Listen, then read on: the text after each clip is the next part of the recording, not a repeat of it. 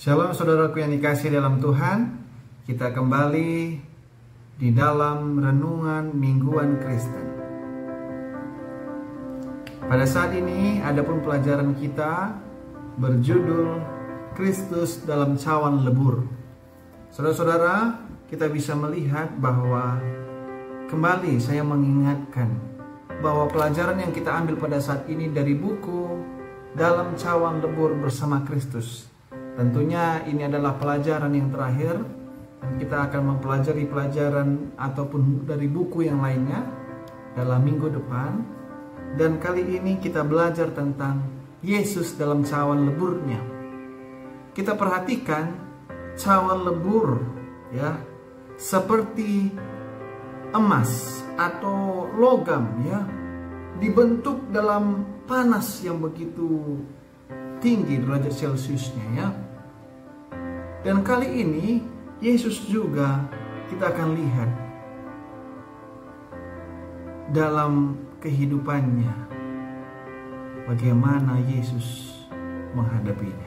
Saudara-saudara yang dikasih dalam Tuhan, kita mengerti bahwa kita sekarang dalam posisi kehidupan yang penuh dengan dosa. Ya, penuh dengan dosa. Kita dilahirkan dari dunia yang berdosa.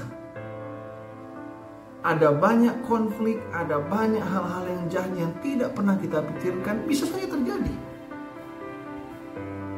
Ya, beberapa waktu kita mendengar bahwa anak-anak membenci orang tuanya, bahkan menggugat dan seterusnya.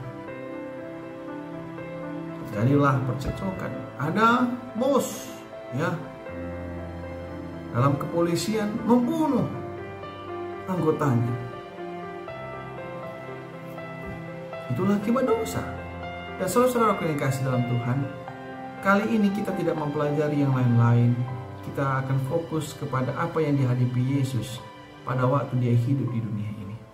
Kita mulai dari pada waktu Yesus masa kecil, lalu pada masa pelayanannya, lalu pada waktu dia berada di Taman Getsemani, lalu pada waktu dia berada di kayu salib, dan kita sebagai pengikutnya, apa yang kita akan hadapi di dalam dunia yang penuh dengan keadaan dosa ini. Adapun ayat inti yang dituliskan dalam pelajaran kita terdapat di dalam Matius 27 ayat 46. Kira-kira jam 3 berserulah Yesus dengan suara nyaring, Eli Eli lama sabachthani, artinya Allahku, Allahku, mengapa engkau meninggalkan aku? Saudaraku yang dikasihi dalam Tuhan, dalam pelajaran kita pada saat ini, kita mulai dengan kehidupan Yesus pada waktu dia masa kecil. Jadi mari kita perhatikan, kalau kita membaca di Alkitab, dalam kitab Lukas pasal yang kedua, Yesus pada waktu dia berada di dunia, kita tahu ceritanya, dia dilahirkan di tempat yang tidak layak. Yesus adalah orang spesial ya, tapi dia dilahirkan di tempat yang tidak layak. Saya saja secara pribadi dilahirkan di rumah sakit, tapi Yesus dilahirkan di kandang domba. Ya, Yesus dilahirkan di kandang domba. Dari situ kita ketahui bahwa Yesus memiliki orang tua yang miskin. Orang tua yang miskin, menderita. Selain itu, saudara-saudaraku yang dikasihi dalam Tuhan, kalau kita juga membaca di dalam Matius ya, Matius pasal yang kedua ya, pada waktu itu Herodes ya mencoba untuk membunuh Yesus. Bayangkan, saya tidak terpikir kalau saya pada waktu kecil diharapkan saya mati. Mengerikan ya. Dan perhatikan, pada waktu Yesus kecil, dia berada di dalam kondisi lingkungan yang sangat tidak baik, yang penuh dengan kejahatan, penuh dengan hal-hal yang buruk. Ya, lingkungannya tidak baik, penuh dengan orang yang berdosa. Ya. Dan ada satu ayat yang mengatakan bahwa meskipun terjadi kondisi seperti itu, Yohanes 1 ayat 46 katakan, Mungkinkah sesuatu yang baik datang dari Nazaret? Artinya apa? Ternyata orang melihat ada kebaikan yang dimiliki oleh Yesus yang terlihat dalam kehidupannya. Meskipun dia dilahirkan secara tidak baik. Ya. Dia melakukan apa yang sesuai dengan kehendak Tuhan. Dan kita ketahui bahwa Yesus adalah satu-satunya orang yang tidak berdosa di antara orang yang berdosa. Saudaraku, ketika kita hidup di dunia yang berdosa, ketika kita melakukan yang benar, kita sering diejek, dihina. Tapi ingatlah, orang akan melihat Tuhan dalam diri kita kalau kita melakukan semua sesuai dengan kehendak Tuhan. Lalu lihat penderitaan Yesus pada masa kecil. Kali ini kita pindah dalam penderitaan Yesus, ya, pada waktu dalam pelayanannya. Yesaya 53 ayat 3 katakan seperti ini. Ia dihina dan dihindari orang, seorang yang penuh kesengsaraan dan yang biasa menderita kesakitan. Ia sangat dihina sehingga orang menutup mukanya terhadap dia, dan bagi kita pun dia tidak masuk hitungan. Saudaraku yang dikasih dalam Tuhan, tahukah saudara-saudara, dalam pelajaran kita ini sebutkan, ya, dalam kitab Matius pasal yang ke-12, ya, ketika Yesus melakukan hal yang baik, menyembuhkan orang lain, maka ada orang yang mengatakan dia menyembuhkan dengan kuasa setan. Hal yang negatif yang dimunculkan. Lalu pada waktu dia mengajar dan mencoba menyampaikan kebenaran di daerah kampungnya, yaitu dan Nazaret, tapi apa yang terjadi? Dia ditolak. Bahkan Yesus katanya katakan, bahkan Nabi ditolak sendiri dalam kampung halamannya. Dan saudara-saudaraku yang dikasihi dalam Tuhan, pada waktu Yesus juga menyampaikan kebenaran, terdapat dalam Yohanes pasal yang ke-8, Yesus ingin dilempari dengan batu. Lihat, orang-orang ataupun Yesus itu sendiri, ya, yang melakukan kebenaran belum tentu direspon dengan kebenaran. Ya, direspon dengan kebenaran. Saudaraku, perlu kita ketahui kenapa Yesus sampai lakukan hal ini. Kita mengerti kalau Yesus punya misi yang besar dalam kehidupannya selama di dunia, yaitu apa? Untuk menyelamatkan kita.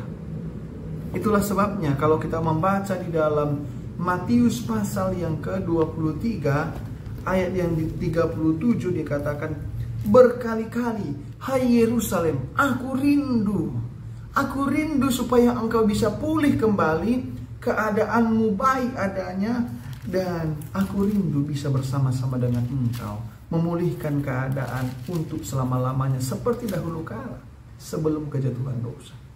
Sehingga inilah yang membuat Yesus terus memperjuangkan kita. Tapi sering kita tidak merespon dengan baik. Tidak merespon dengan baik. Saudaraku, tidak enak ditolak. Saya masih mengingat kami adakan kunjungan juga, pintu ditutup. Ya, padahal mau berdoa. Ditutup. Sedih hati ini, saudaraku. Tapi apa boleh buat? Itu yang terjadi, ya. Karena Yesus juga merasakan hal yang bersama, ya. Dan saudaraku yang dikasih dalam Tuhan, mari kita perhatikan, ya. Ada sedikit suara gangguan dari ada dogi, ya. Tapi jangan menghilangkan fokus kita, ya. Dikatakan bahwa Yesus, ya, mengalami penolakan yang begitu banyak. Yang baik pun yang dia lakukan, tapi dia ditolak. Ya. Dan inilah penderitaan Yesus selama hidup di dunia, selama pelayanannya. Dan kalau kita perhatikan, ya, Yesus menangis tentang penolakan itu. Bagaimanalah dia datang ditolak, ya. Tapi apa yang terjadi, saudaraku? Ketika kita pindah kembali melihat penderitaan yang Yesus alami di Taman Getsemani. Markus 14 ayat 34 katakan, lalu katanya kepada mereka, hatiku sangat sedih, seperti mau mati rasanya. Tinggallah di sini dan berjaga-jagalah. Ya, ini dikatakan kepada murid-muridnya. Saudara-saudara yang dikasih dalam Tuhan, boleh kita perhatikan pada waktu Yesus berada di dunia, dia mengetahui bahwa dia akan mati. Saatnya pun dia mengerti akan sudah dekat waktunya. Bayangkan kalau kita mengetahui dalam 3 jam ke depan kita akan ditangkap, dibunuh, dipermalukan terlebih dahulu sebelum dibunuh. Saya rasa pun kita tidak akan sanggup. Dan kemanusiaan Yesus pun tidak sanggup menghadapi itu. Tidak sanggup. Itulah sebabnya Yesus katakan, ya Bapa, sekiranya boleh, biarlah cawan ini lalu daripada aku. Ya, perhatikan cawan lebur Tuhan. Tapi kehendak Tuhanlah yang jadi. Perhatikan, dia selalu mengarah kepada kehendak Bapa di surga. Ya, Kristus berada dalam posisi yang sangat-sangat lemah. Kemanusiaan Yesus ya tidak sanggup menghadapi itu. Tetapi dalam kelemahannya itu, dia mengandalkan Bapanya di sorga. Sehingga satu pelajaran juga baik untuk kita adalah ketika kita sanggup menghadapi cawan lebur kehidupan ini, masalah dalam kehidupan kita, ada Tuhan yang akan menguatkan kita, menolong kita. Ya, dan saudara yang dikasih dalam Tuhan, dia rindu teman-temannya untuk mengantarai baginya, tetapi mereka tidak bisa melakukannya. Ya, murid-murid pada waktu Taman Getsemani ya, berdoalah, tapi mereka tertidur. Ya, akhirnya apa?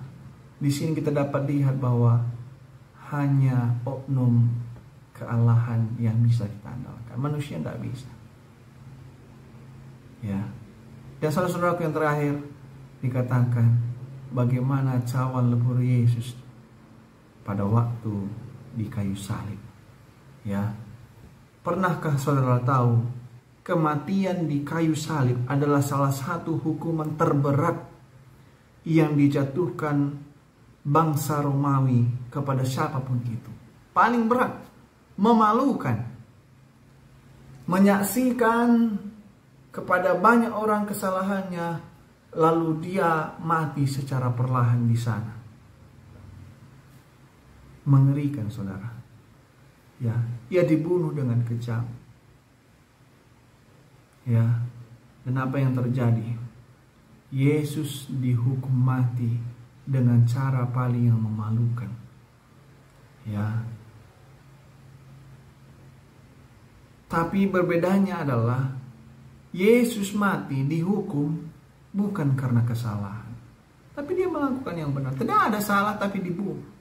Inilah kondisi orang-orang dalam dunia yang tidak benar.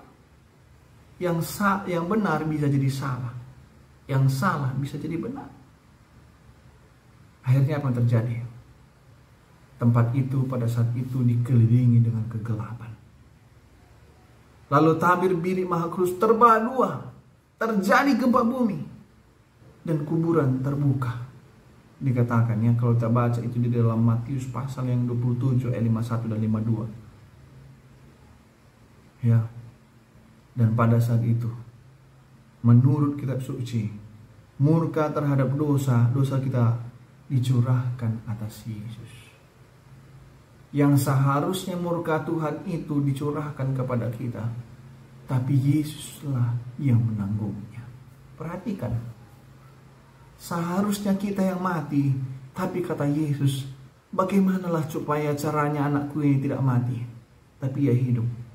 lalu Yesus mengorbankan hidupnya.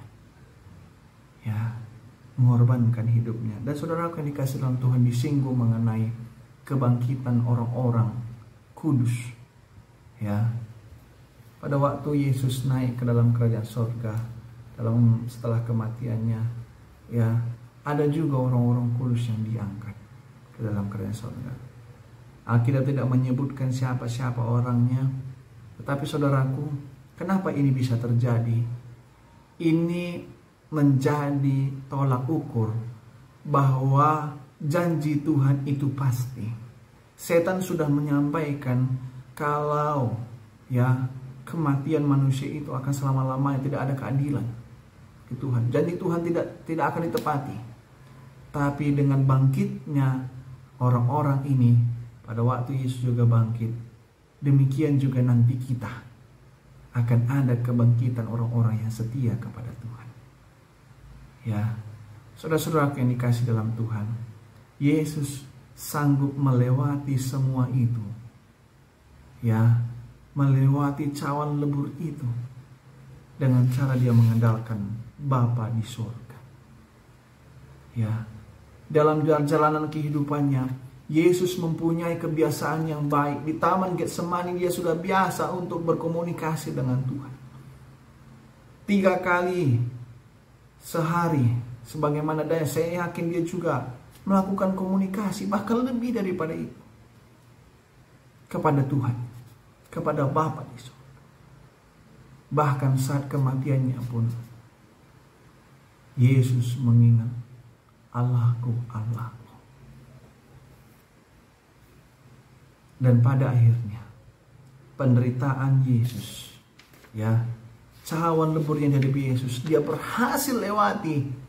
Dan kabar baiknya, kita memiliki keselamatan melalui Yesus. Kita akan bisa hidup melalui Yesus. Dan saudara akan dikasih dalam Tuhan, itulah sebabnya pada saat ini kita sebagai pengikut Yesus, ya, perlu kita ingat. Yang pertama, Kristus Tuhan kita telah menderita lebih buruk daripada yang pernah kita alami. Ya. Yang kedua, ketika kita menderita, kita harus mengingat hasil penderitaan Kristus, yaitu apa yang dijanjikan kepada kita melalui apa yang telah dilakukan Kristus bagi kita. Karena kenapa? Dalam menjadi pengikut Kristus, kita pun akan menderita. Penderitaan itu oleh karena apa? Oleh karena kita melakukan yang benar di lingkungan yang tidak benar, di lingkungan yang tidak baik. Tapi meskipun demikian, tidak akan selalu terjadi seperti itu. Meskipun nanti akan terjadi, tetap aja ada hal yang baik dilihat, seperti yang Yohanes katakan. Ya, seperti yang Yohanes katakan. Dan saudaraku yang dikasih dalam Tuhan, yang terjadi pada saat ini adalah Yesus mengalami kemenangan. Maka kita pun sebagai umat-umat Tuhan, ya, kita harus berterima kasih kepada Yesus. Karena Yesus sudah memberikan contoh bagaimana kita hidup di dunia yang penuh dengan dosa, harus mempertahankan kebenaran dan melakukan kebenaran, kebaikan, kebajikan, meskipun direspon dengan tidak baik, tapi kita harus tetap melakukannya. Penderitaan akan datang, tapi penderitaan itu akan segera berlalu. Dan hidup yang baik Tuhan akan sediakan kepada kita. Ya. Dan ingat saudara-saudaraku, semua itu kita lakukan oleh karena kita mengasihi Yesus dan sesama kita. Tapi dalam melakukan itu semua juga, Yesus sangat berperan penting untuk membuat kita berhasil melakukannya. Komunikasi, hubungan yang erat dengan Tuhan akan menolong kita untuk melalui cawan itu. Jadi saudara yang dikasih dalam Tuhan, perlu kita ingat hal ini menjadi pelajaran yang baik untuk kita. Perbedaan kita dengan agama lain, bahwa tidak ada Allah dari agama lain yang seperti kita mau merendah demi menyelamatkan umat-umatnya. Menjadi seorang yang paling lemah, mati dan dipermalukan begitu rupa, lalu pada akhirnya menjadi juru selamat. Beruntung kita menjadi pengikut Kristus, dan biarlah kiranya kita juga akan menyampaikan kebenaran, keberuntungan ini kepada orang lain. Demikianlah pada saat ini pelajaran kita mengenai cawan lebur yang dihadapi oleh Yesus dalam kehidupannya. Maka kita sebagai pengikutnya, kita juga harus melakukan apa yang Yesus lakukan, itu melakukan hal yang baik, perintah-perintahnya kita lakukan. Meskipun nanti respon daripada lingkungan tidak baik, tapi penderitaan itu akan berlangsung sementara saja, sampai Yesus akan mengubah segala sesuatunya indah pada waktunya. Demikianlah renungan kita pada saat ini. Tuhan Yesus